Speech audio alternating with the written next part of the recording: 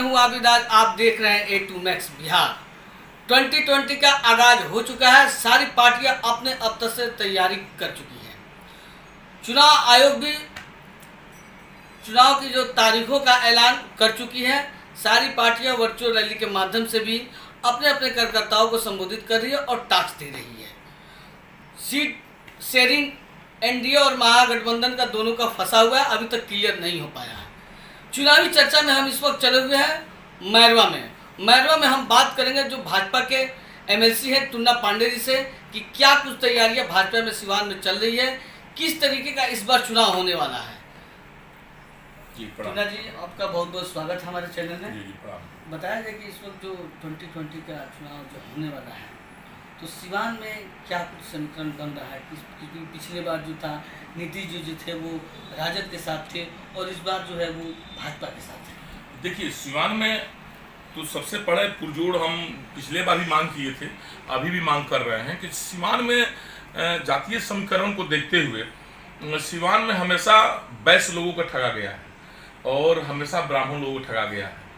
तो हम तो अपने एनडीए से मांग कर रहे हैं, आपके मार्फत से भी, कि सिवान में एक सीट, मानिए हमारे जीरादेव सीट जो है, जो मैरवा जिसमें आता है, ये ब्राह्मण बहुल सीट है और ब्राह्मणों को यहाँ टिकट पिछले बार मिला था। आशा पाठक जी यहाँ जीती थी, तो आशा पाठक को यहाँ पर टिकट मिले और सिवान में वैश्य को टिकट मिलना चाहिए।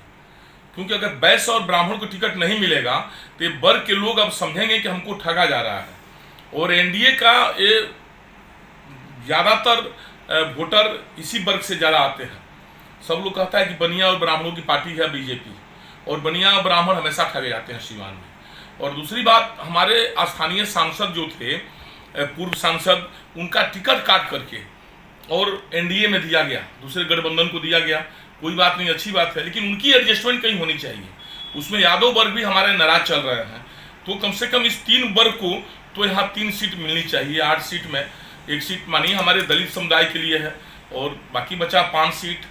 तो 5 सीट में अपना एक दलित समुदाय हो गया, 4 सीट में एनडीए किसको लड़ाए, हमारा मेन मांग है। तो क्या लगता है कि सिवान में जो है कि सिवान में कितनी सीटें जो है एनडीए की जो गठबंधन है वो जीत पाएगी? देखिए, ये तो अब सीट टिकट मिलने के ऊपर डिपेंड है।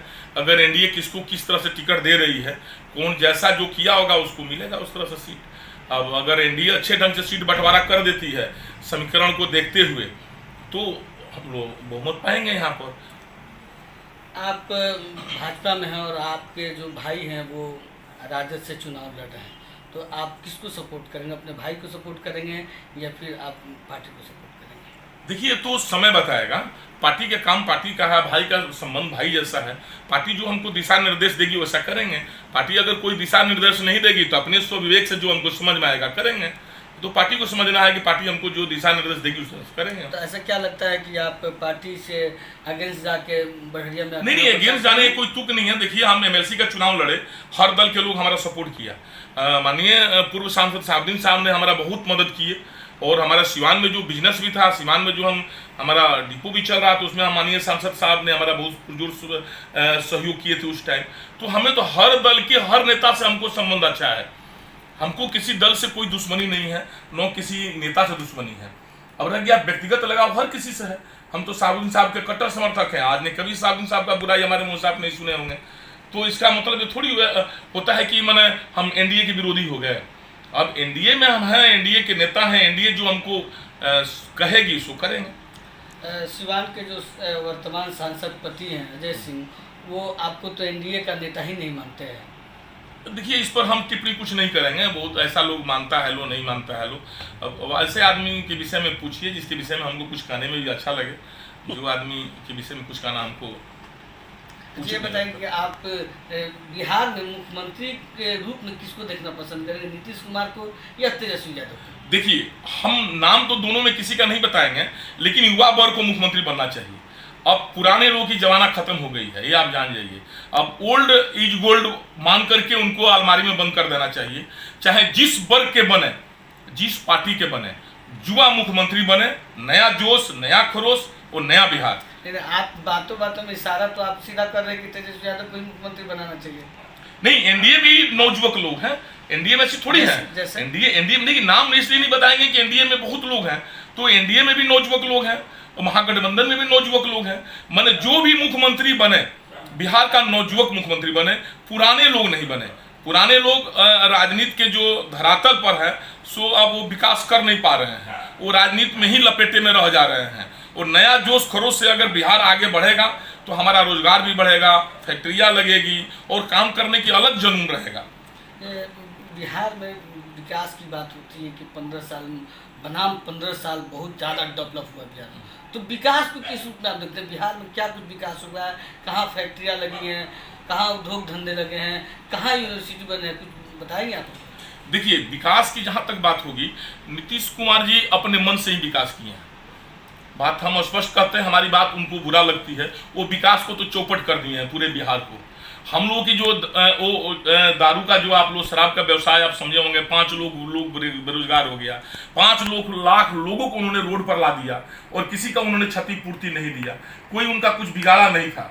वो आदमी अपने अहंकार में बिहार को सत्यानाश कर दिए, बिहार में विकास किए नहीं। अब हो सकता है उनके दल के और नेता लोग आगे आए, बिहार का विकास करे, अलग बात है। महागठबंधन के नेता आए विकास करे, एनडीए के नेता आगे आए विकास करे। नीतीश कुमार जी ने तो विकास किया नहीं, वो सिर्फ विनाश के आने और अपने अहंकार के आगे वो विकास को, बिहार को डुबो दिए उन्होंने। एक भी उन्होंने कहीं फैक्ट्री लगाए तो बताइए। अभी वो बोल रहे हैं कि 10 लाख लोगों को रोजगार हम दिए, इसके पहले भी वक्तव्य आया था कुछ दिन पहले। बताइए कहाँ दिए, कितने लोग दिए? इतने लोग, जितने मजदूर बाहर से रो कर आ रहे थे, जो पलायन कर रहे थे, उन लोगों को क्वारंटाइन में रह करके उनको घर नहीं जाने दिया जा रहा था। एकदम निर्दयी जैसे वो व्यवहार करते थे बिहार के लोगों के साथ। तो इसलिए बिहार की जनता भूली थोड़ी है, नीतीश कुमार को सबक तो जरूर देगी। एनडीए जीतेगी बात अलग है। पर्सनली नीतीश कुमार की हर जगह बुराई है, तोहिनी है और उन्होंने बिहार को बर्बाद कर दिया नीतीश कुमार जी ने। तो ये क्या लगता है कि 15 साल में नीतीश के खिलाफ एंटी कन्वेंसी बहुत ज्यादा है? बिल्कुल बिल्कुल बिल्कुल, मजदूर वर्ग में तो ज्यादा, सबसे बड़ा मजदूर वर्ग। हमारे बिहार के मजदूर बाहर जाकर के कितने अपमानित हो रहे हैं। अभी आप देख लीजिए, अभी उन्होंने कितना बड़ा माने अप्रत्यक्ष रूप से अपराध को उन्होंने बढ़ावा दिया है। उन्होंने कहा कि किसी दलित की हत्या होगी तो उसके घर में सरकारी नौकरी दिया जाएगा। ये अप्रत्यक्ष अपराध का बढ़ावा है। अभी हमारे पास वीडियो है, दिखा देंगे आपको, निकला हुआ था पेपर में कि बिहार शरीफ में एक दलित युवक ने अपने भाई की हत्या कर दी नौकरी के लालच में। इस हत्या के पीछे आखिर किसकी मंशा है?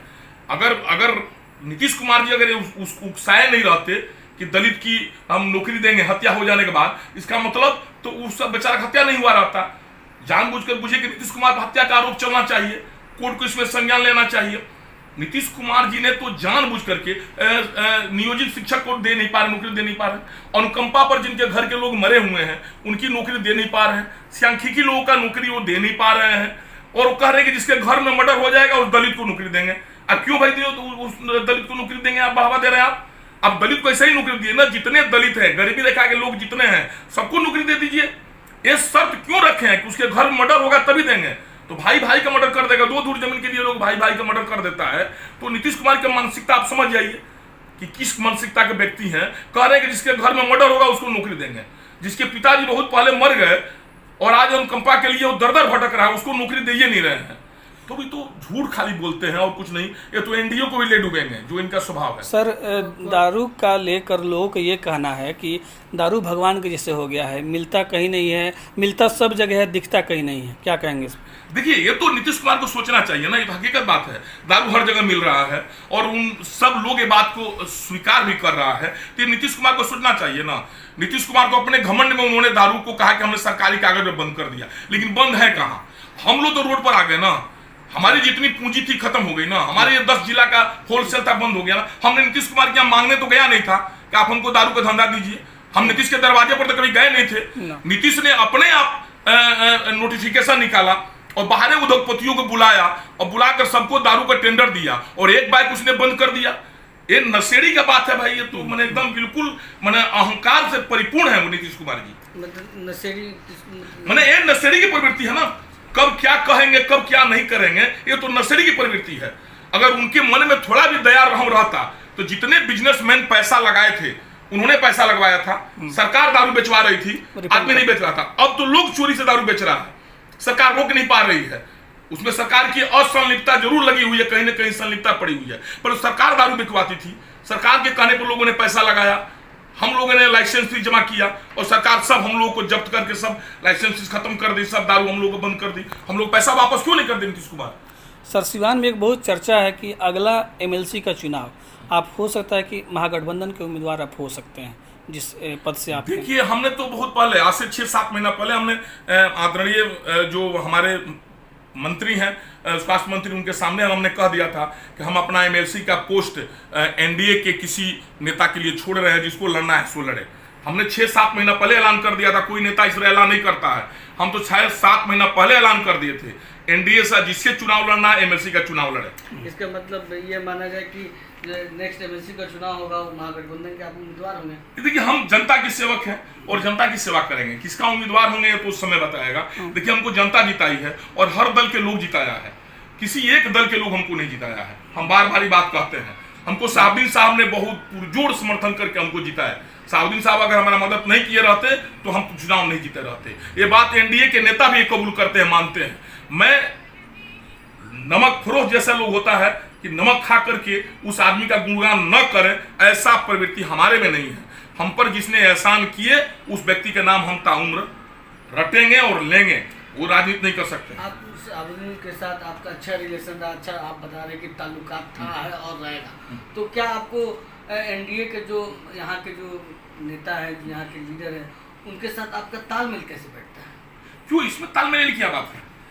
दरअसल हम तो अभी कह रहे हैं कि साहबुद्दीन साहब पर जब प्रतापपुर में गोली चल रही थी, उसमें सुशील कुमार मोदी जी ने कहा था कि एक अल्पसंख्यक नेता को तबाह किया जा रहा है, तो उनको क्यों नहीं कार्रवाई की गई?